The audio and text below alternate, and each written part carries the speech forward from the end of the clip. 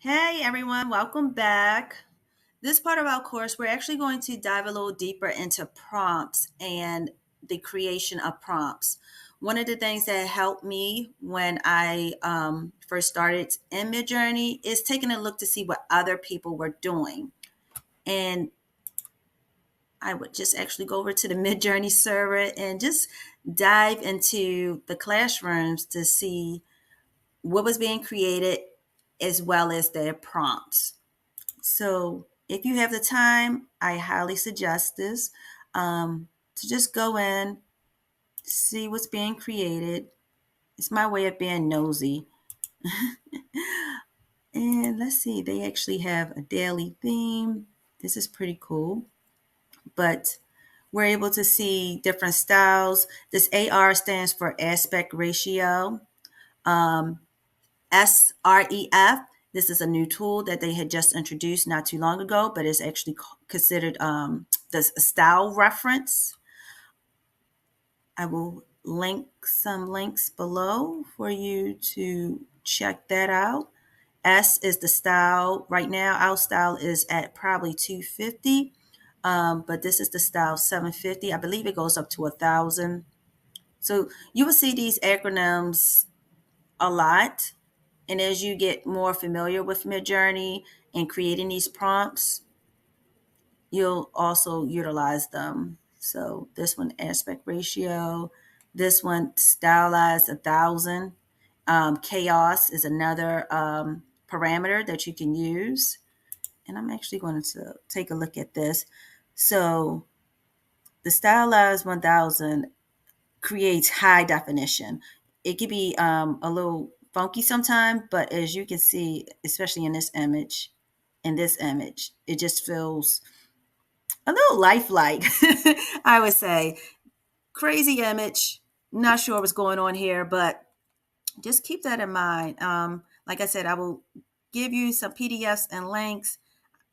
Play around with it, and let's see what you all can create. So I'm gonna hop back over to our server, and I want to talk about using photos as inspiration.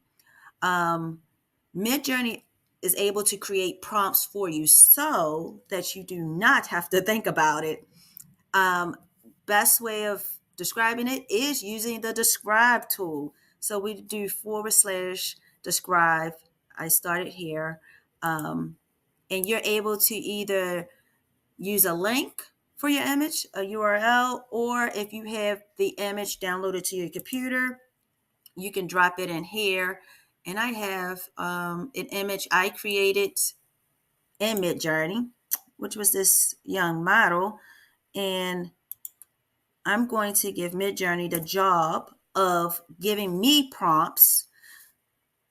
And then I'm going to run with it, change it up, use upscale, create variations, and see what we come up with. Okay, so here are the options. Usually I would go through and read each one of them, but for this purpose, I'm going to hit Imagine All. I usually go that route anyway, and let Midjourney create images off of my inspiration here. So we have 4 jobs being processed. I'm going to pause right here, and I'm going to come back as soon as everything is rendered. Okay, everything has been rendered now. Just want to take a look again at our inspiration here. I'm not sure of where her other arm went. I'm just going to go off of this one. This was created in Midjourney probably last week. I don't know what was on my mind, but based off of these prompts, Midjourney has created our imagery. Okay, so this one focused on the sleeves. I really can't see the model, but it's pretty nice. I would say it's kind of similar to what I had. This one is a little off. Same style, I would say, but I'm not sure what's going on down here. And if you go back, you can actually just, read what's here. This is where upscale and variations and remix come in at. Because of course you can take out and add things if there was an image that you actually like. The images created here, again, very interesting. I don't think it works. And this one is pretty cool. So all in all, Midjourney is able to come up with this prompts, and you can use that. You could take away, add to, but if you do have a photo, once to use it as an inspiration, you're able to without having to think too hard about what to write for your prompt. But another thing is take a look at some of the terms and descriptors that they use in here. Like this is the Rococo inspired details. This one is made of trash, inspired details. So dress with long ribbon sleeves. So they were able to capture the idea. It may need to be refined a little bit, but again, this is just the inspiration. Okay, so another tool that I also use a lot is Blend. Blend. You're able to blend up to 5 images. I do not use 5 images, but just in case you need to, who knows? I'm going to use 2 images that I have created in Midjourney again. So one was my geodyed face and one was my humanoid flower person. I don't know. I just come up with some crazy stuff sometime.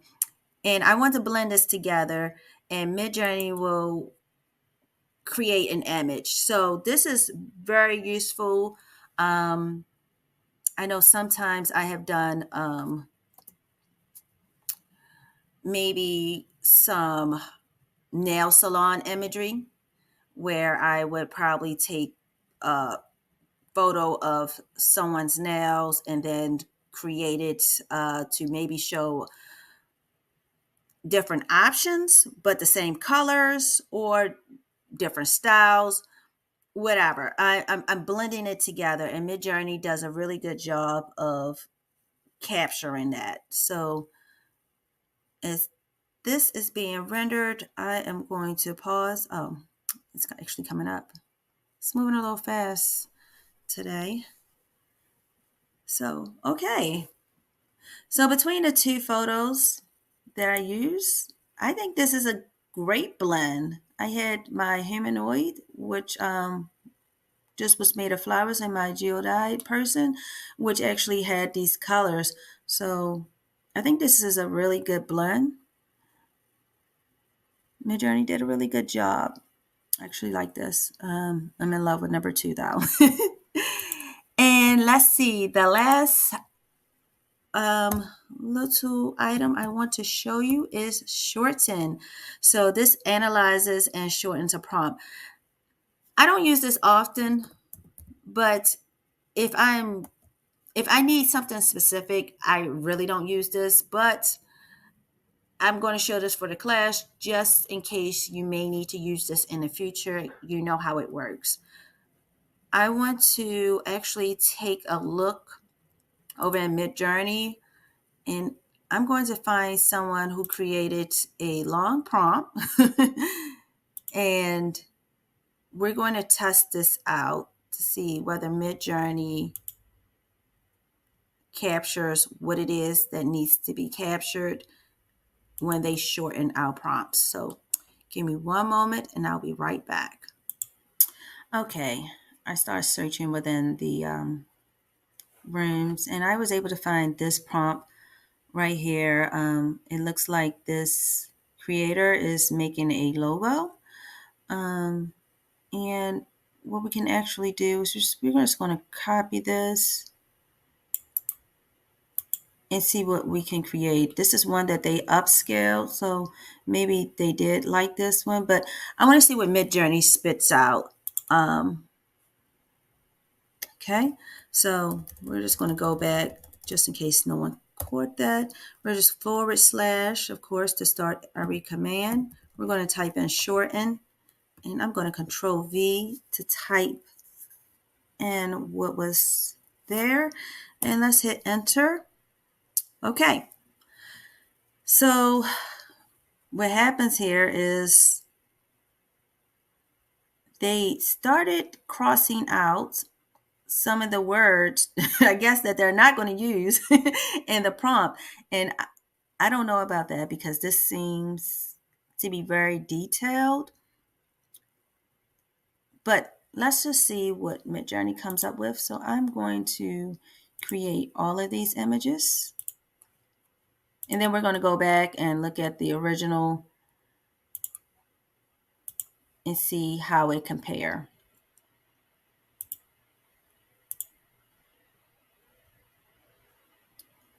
And let's do the 5.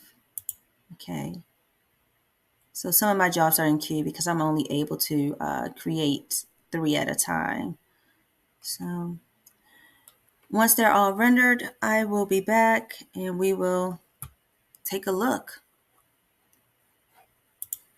Okay, all 5 was now rendered. Okay, so what I want to do is take a look back at the original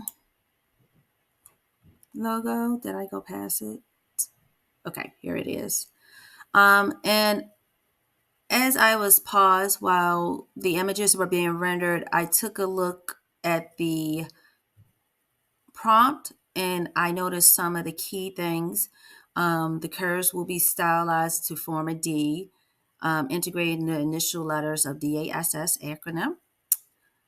And some of these items I think Midjourney took out. So let's just take a look to see what did they do. Okay, so this definitely does not represent the D. I don't think they did a really good job. I know we shortened the prompt, but it took out some important elements that was needed. So I guess to say, sometimes those long prompts are needed for Midjourney to interpret and create the imagery that you need. Yeah. Well, it's not crossed out, but okay.